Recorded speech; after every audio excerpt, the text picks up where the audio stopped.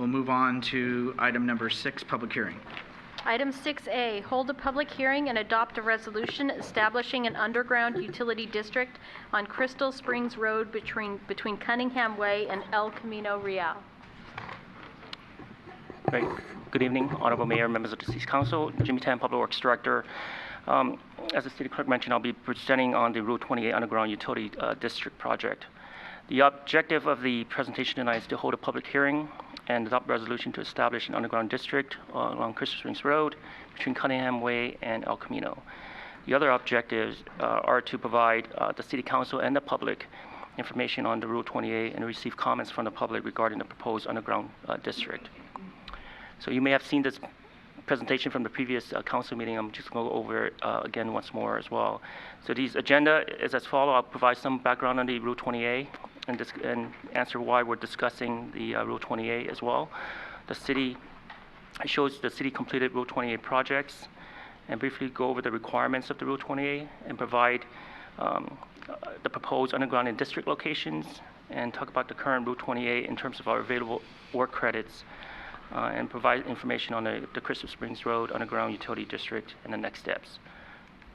So since 1967, the conversion of overhead electrical utilities to underground is, in California, is performed by the California Public Utilities Commission Rule 20. So there are 3 different parts, parts A, B, and C. And part A is funded by PG&E, and parts B and C are funded through entities other than PG&E ratepayers, such as governmental agencies or private entities through establishment of maintenance districts. So the way it works, PG&E allocates Rule 28 work credits to communities to finance the conversion of overhead to underground infrastructure. And the work credits are to be used for undergrounding local distribution lines, which deliver electricity to neighborhoods and are generally supported by wooden poles and not the high voltage transmission lines. The work credits are distributed in proportion to the number of customer accounts. And the City of San Bruno gets approximately $150,000 a year. So what is the purpose of undergrounding the utilities? So one is to improve the aesthetics. Being that the overhead utilities contain numerous wires for electric, telephone, and fiber, it's very unsightly. The other is to remove the exposure of the utilities to the uncertain weather events, such as high wind or rain, or vehicle collision of these wooden poles. During high wind events, the overhead power lines or other utilities can detach from trees, from falling trees, and creating public safety issues. So by undergrounding the utilities, it increases the service reliability and public safety. The City of San Bruno has an ordinance in place, Municipal Code Section 8.28, authorizing the City Council to designate areas where overhead utilities exist and form an undergrounding district. And the first thing the city must do is to identify a project that's in the interest of the public and pass a resolution forming an underground district. Then the accrued Route 28 work credits can be used to pay for the costs related to the undergrounding. So why are we discussing Route 28 now? Well, recently the CPUC passed a resolution E4971, which would take away or transfer the Route 28 work credits from inactive cities to the city of Live Oak, which is near part of Yuba City. Many agencies are affected by the passage of the resolution, and San Bruno is one of those communities. A total of approximately $554,000 of these unused work credits will be transferred from communities that haven't participated in the Route 28 program over the past 8 years to the city of Live Oak. And for San Bruno, it's estimated about $29,272 will be transferred. And so in order to avoid this transfer, we must satisfy the following: formally adopt an undergrounding district, start or complete the construction of an underground conversion of the project within the past 8 years from 2011 and on, and receive Route 28 allocations from PG&E for only 5 years or fewer due to recent incorporation. And unfortunately, we don't qualify for items 2 and 3, therefore the adoption of an underground district is our only choice. So the city has completed undergrounding of overhead utilities in the past. This map shows all of the projects and the years that were completed. So as noted, the oldest project was back in 1962 from along El Camino between San Bruno Avenue and Santa Helena. And the latest project was completed in 1997 along Huntington Avenue between Forest Lane and Angus. And the 2 other main corridors were underground is the Sneath Lane and as well as San Bruno Avenue. And to form an underground district, staff contacted PG&E representatives to obtain additional information. PG&E representative mentioned that the agency must select the underground district location that is in the general public interest to satisfy one or more of the following reasons, as is shown on the slide there. The first is the underground will avoid or eliminate heavy concentration of overhead electrical facilities. The second, the street or roadway is extensively used by the general public and carries heavy volume of pedestrian or vehicle traffic. And the third, the street or roadway passes through a civic area, public recreation area, or an area of unusual scenic interest to the public. And the fourth, the street or roadway is considered an arterial or a major collector.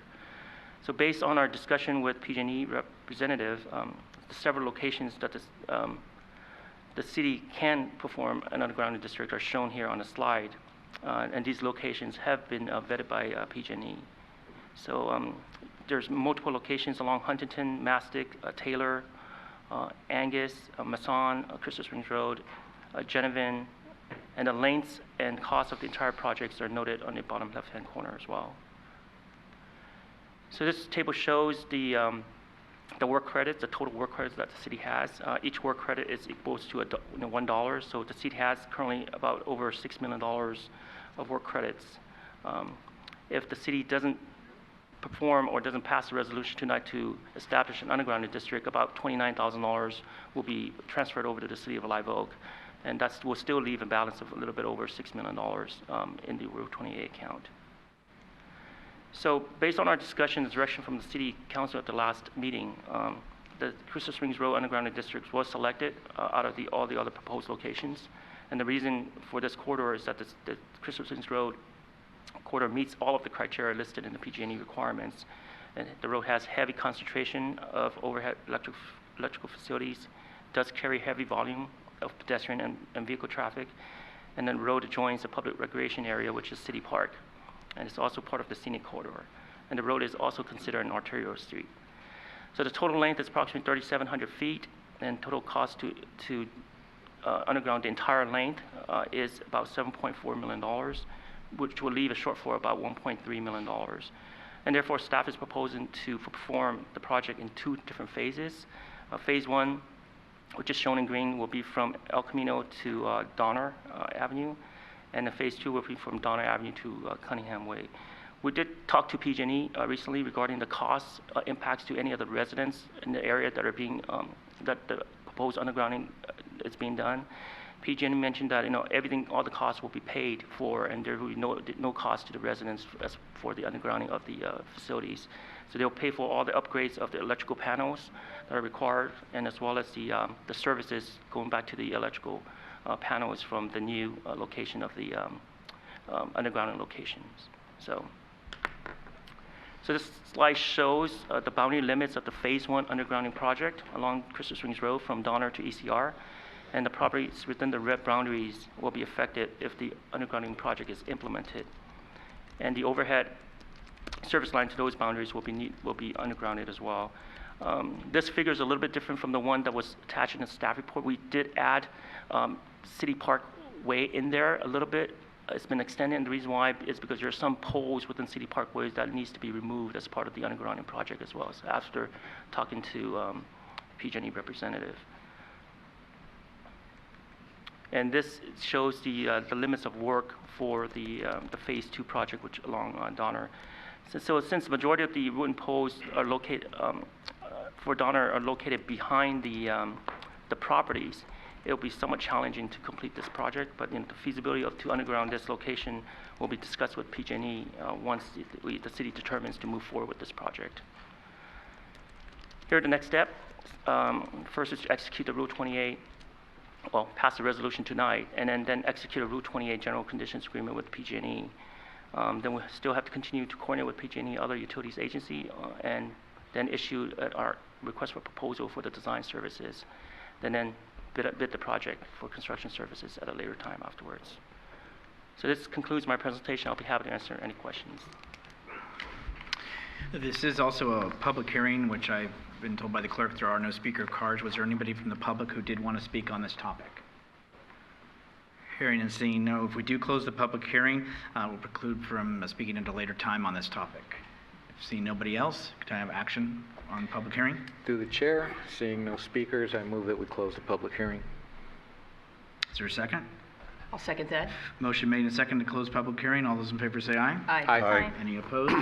5-0 voice vote. Okay, back to council for questions of staff. Marty.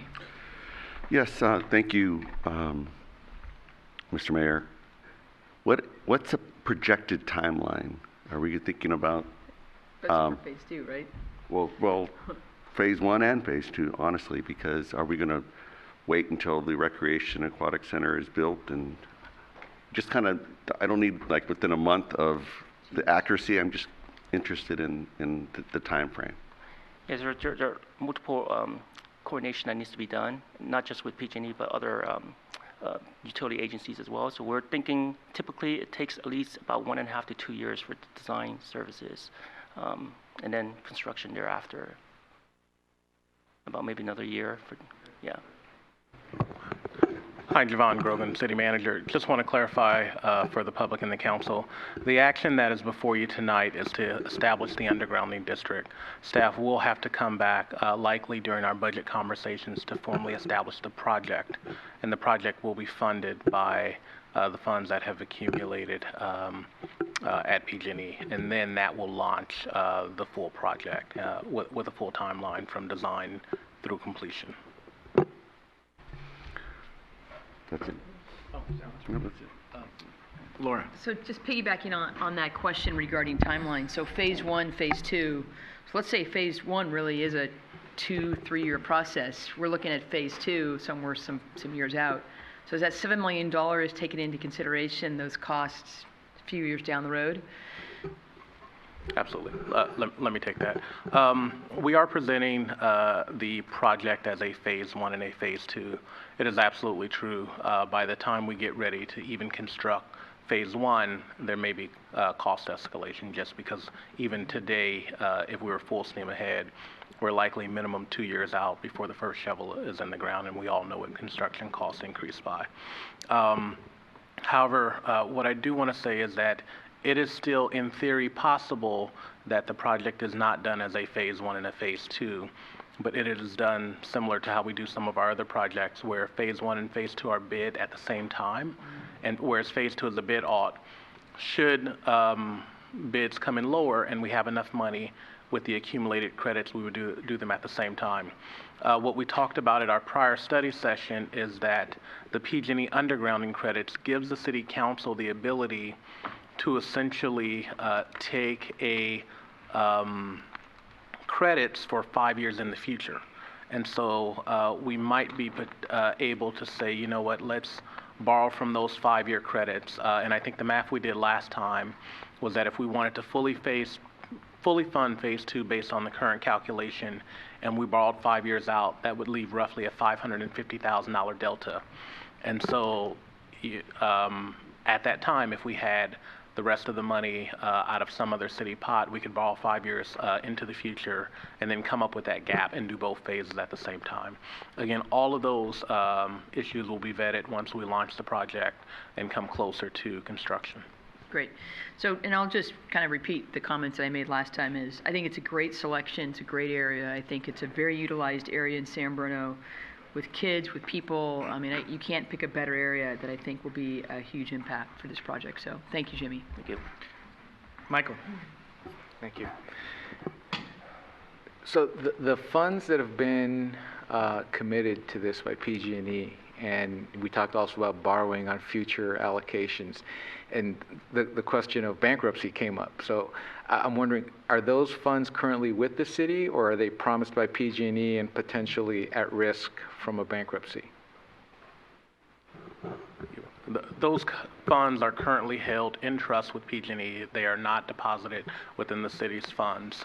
And everything we've seen from the PG&E bankruptcy, their bankruptcy appears to be a restructuring that does not appear to impact this fund, nor some of their other programs. The PG&E bankruptcy process is a restructuring due to the financial losses triggered by the fires.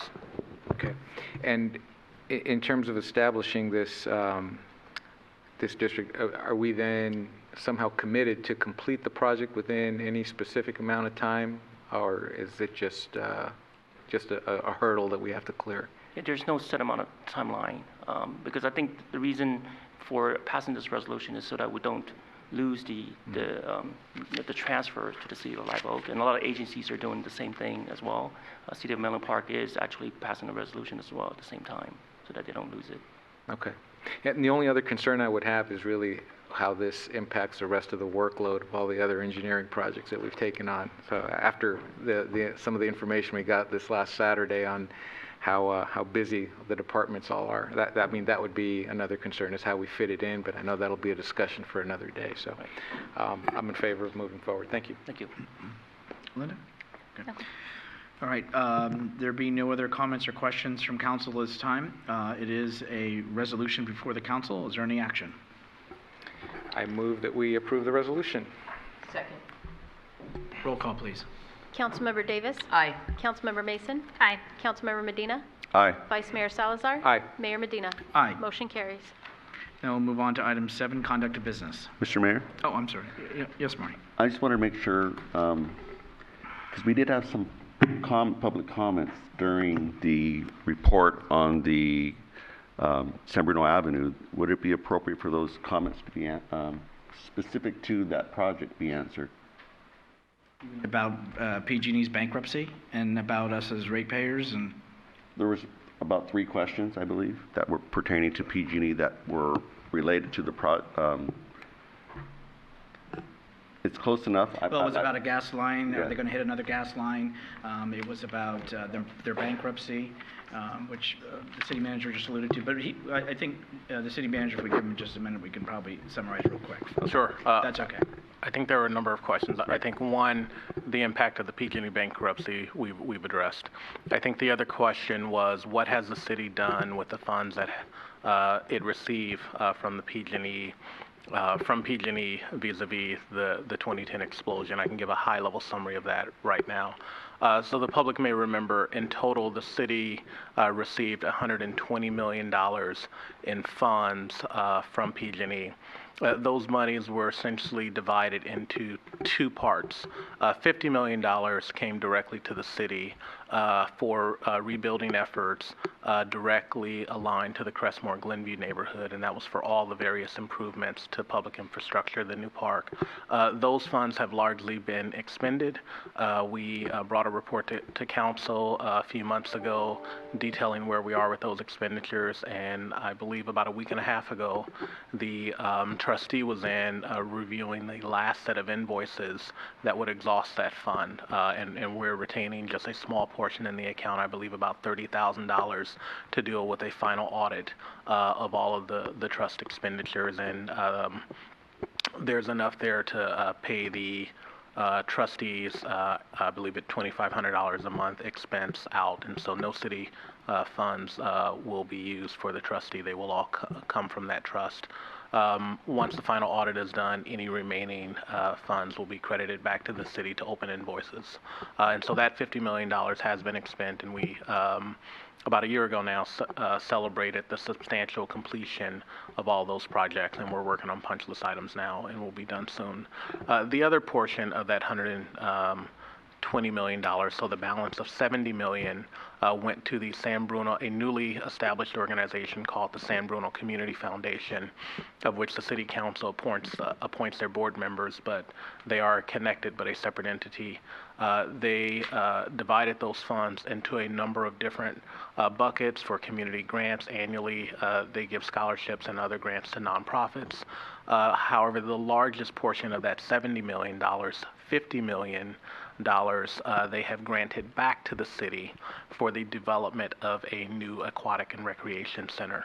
And we are currently in design development for that new aquatic and recreation center. And early in March, there will be a presentation to the San Bruno Foundation on where we are, then to the Planning Commission in April, with the plan to be at the City Council around May. And the City Council knows that in the City Mayor and City Council office, there's a stack of a little bit over 1,000 pages with all of the I I believe it's the, either it's a 60 or 80% design documents that staff are currently doing a page turn on, going through all the fine tooth issues related to design of the building. That was a really good update too, because, I mean, really, that was great. I'm impressed by that. But, because people do still ask, where did that PG&E money go? I mean, it's probably every other month that question comes up. So But I think I'm hoping even all those questions that we could wanna- answer related to that are there. I mean, I know it doesn't about the bankruptcy, and I know it doesn't about the gas line specifically.